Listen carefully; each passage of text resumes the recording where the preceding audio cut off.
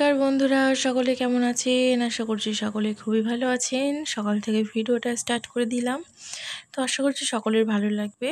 তো সকালে একটু ব্রাশ করে নিচ্ছিলাম, তো ব্রাশ করতে করতে না বাইরের দিকে দেখে তাকিয়ে রয়েছি, আর কি ঝমঝমিয়ে বৃষ্টি দেখো।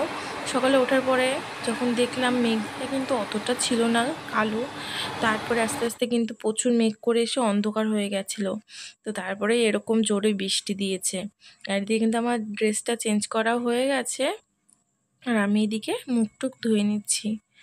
তো তারপরে অনেক কাজ আছে এখনও, কাজের তো আর শেষ নেই। সকালে ওঠার পর থেকে এই টুকিটাকি করেই যাচ্ছি। তো এদিকে দেখো, হাতে করে একটু ক্রিম নিয়ে এসেছিলাম, বাইরে বসেই মেখে নিচ্ছি। ঘরে বসে মাখার টাইম নেই, কারণ ওই মেয়ে যদি আবার ওই টুকিটাকি আওয়াজে যদি উঠে যায়, তাহলে আমার সকালের মানে কাজ বাজ আর কি সবই 12টা বেজে যাবে। তো সেই জন্য ঘরের ভিতরে আর না করে একেবারে বাইরে নিয়ে চলে এসেছি। এদিকে কিন্তু আমার ওষুধও খাওয়া হয়ে গেছে, আর বসিয়ে দিয়েছি চা। তো চাটা করে নিই, তারপরে কিন্তু অনেক কাজ আছে সকাল থেকে। তোমাদের সঙ্গে যেটুকুনি পারবো সবটাই শেয়ার করার চেষ্টা করব। আর দেখো, এদিকে দুধটা ঢেলে নিচ্ছি। রাত্রিবেলায় কিন্তু দুধটা নিয়ে এসেছিলাম, তো গ্যাসটা শেষ হয়ে গেছিলো কালকে রাত্রিরে। তো সেই জন্য না আর কিন্তু আমার রাত্রিরে আর কি দুধটা জ্বালিয়ে রাখা হয়নি। তো ভাবলাম তাহলে সকাল সকালই দুধটা জাল দিতে বসিয়ে দিই, নাহলে এরপরে আবার মেয়ের খাবার বানাতে হবে, অনেকটাই টাইম লেগে যাবে, আর দুধ জাল হতেও তো সময়ও লাগে। তো এদিকে চা হয়ে যাওয়ার পরে চাটা নিয়ে আমি বসে পড়লাম খেতে। তোমাদের দাদাভাইকে চা কিন্তু দিয়ে আসিনি আজকে এখনও, ও গেছে একটু মাল আনতে। ওই জন্য আর কি ও আসবে, তারপরে কিন্তু আমি চাটা ওকে গরম করে দেব, বাবুর চাটাও গরম করে দিতে হবে। আর জানো তো, তোমাদের দাদাভাই মাল আনতে গেছিলো সকালে, মানে দোকানের যা যা জিনিস লাগবে, তো সকালে গেছিলো আনতে, কালকে যায়নি। বৃষ্টি হচ্ছে না এত, কি বলবো, মানে ও যখনই মাল আনতে যাওয়ার টাইম হয় তখনই বৃষ্টি। তো সকালেও জানো না, যখন গেছে তখন দেখছে বৃষ্টি গুড়ি গুড়ি পড়ছে, আর ভাবিনি অতটা যে একেবারে ভিজে পড়ে আসবে, তো পুরো ভিজে গেছিলো। তো তারপরে ওকে চাটা গরম করে দিয়ে আমি ঘরে এসে এই যে বিছনাটা তুলে নিচ্ছি। আমার মেয়েও কিন্তু উঠে গেছে, ওকেও এখনও দাঁত ব্রাশ করানো আছে, খাওয়ানো দাওয়ানো আছে। তো ওকেও তার ফাঁকে ফাঁকে, মানে কাজের ফাঁকে ফাঁকে আমি ওকেও সব কিছু করিয়ে দেব। আর এদিকে সকালে একটু রুটি বানাবো আর কি।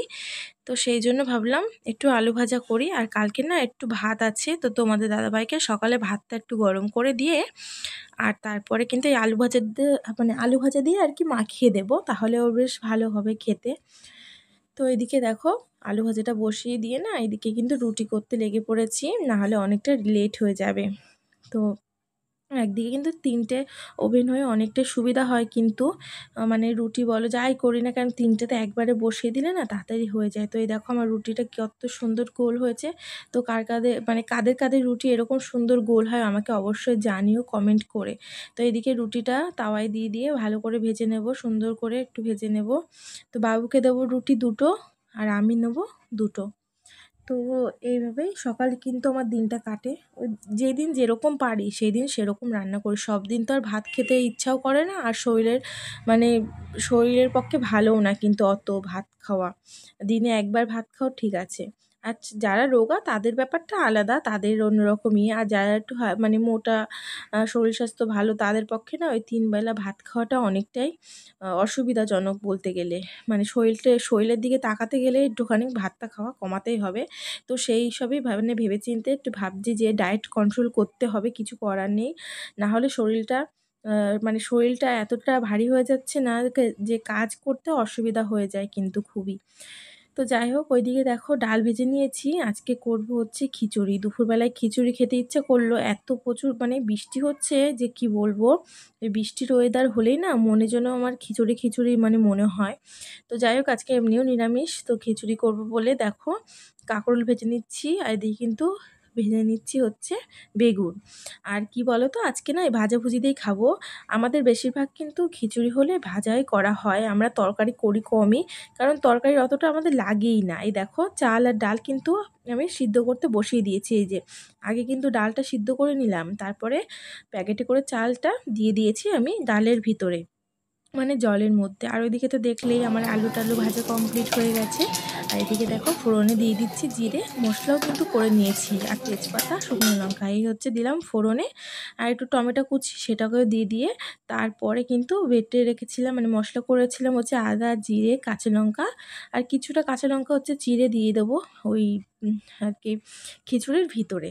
আর এদিকে হলুদ, লবণ, আর এদিকে সব কিছু দিয়ে কিন্তু মশলাটা কষাতে বসিয়ে দিয়ে, আর এদিকে দেখো আমি একটুখানি এখানে বেসনটা মেখে নেব। আর বেসন মাখবো হচ্ছে একটু চালের গুঁড়ো দেব, একটু হলুদ, একটু লবণ, একটু লঙ্কার গুঁড়ো, একটু কালো ওই জিরে আর কি। তো যাই হোক দিয়ে এবার কিন্তু ভালো করে ব্যাটারটাকে আমি ফাটিয়ে রাখবো। আর এদিকে কি করব তো বুঝতেই পারছো, একটু বেগুনি করব। তো বেগুনি তো আর এখন করব না, যখন আমরা খিচুড়িটা দুপুরে খাবো তো তার আগে আর কি করব। তো সেই জন্য না সব কিছু গুছিয়ে রাখছি স্নানে যাওয়ার আগেই, তো এসে যাতে করতে তাড়াতাড়ি সুবিধা হয়। আর তারপরে কি বলো তো, মেয়ের জন্য না যতটা পারি, মেয়ে যখন দেখি খেলা করছে বা কিছু, তখন না আমি কাজগুলো একটু গুছিয়ে রাখি, তাহলে আমার সুবিধা হয়। এরপরে কিন্তু মেয়েকে স্নানও করাতে নিয়ে যেতে হবে, ওর অনেকটা দেরিও হয়ে যাচ্ছে। এইদিকে দেখো আমি কড়াইয়ে যে মশলাটা আর কি কষিয়ে রেখেছিলাম, আমি কিন্তু সেটা দিয়ে তার মধ্যে কিন্তু দেখো আমি লাস্টে একদম এটা দেব হচ্ছে গিয়ে ওই একটু ভালো করে ফুটিয়ে নিয়েছি, কিন্তু ওই যেই মশলাটা দিয়ে সেটা কিন্তু ভালো করে ফুটিয়ে নিয়েছি, আর মশলাটা তো কষানোই আছে। তো ফুটিয়ে নেওয়ার পরে একটু জিরে ভাজা করে রেখেছিলাম সেটাকে দিয়ে, তারপরে কিন্তু একটু গরম মশলাও দিয়েছি, দিয়ে এবার কিন্তু লাস্টে একদম সামান্য ঘি দিয়ে আমি ঢেকে রেখে দেবো। আর যখন খাবো তার আগেই নাড়া দেবো, আর কিন্তু এর মধ্যে নাড়া দেবো না। আর পাশে দেখো ভাত বসিয়েছি, মেয়েকে তো দুপুরে ভাত খাওয়াতেই হবে। তো যাই হোক বন্ধুরা, দেখো এদিকে আমার সব রান্নাবান্না কমপ্লিট হয়ে যাওয়ার পরে গ্যাসটাকে একটু ক্লিন করে নিচ্ছি। তো ভাতও হয়ে গেছে, তো ভাতটা হয়ে যাওয়ার পরে গ্যাসটা একটু ক্লিন করে নেব, নিয়ে তারপরে কিন্তু আমি স্নান টান করে আসব। তো এখন প্রায় ওই 12টা মতো বাজে, আমার এই পর্যায়ে সব রান্না বান্না সব কিছুই কিন্তু কমপ্লিট হয়ে গেল। এবার মেয়েকে স্নান টান করিয়েও দিয়েছি আর কি। তো এরপরে আমি যাব এখন স্নান করতে। এখন বেশি বাজে না, 12:30 মতন বাজে।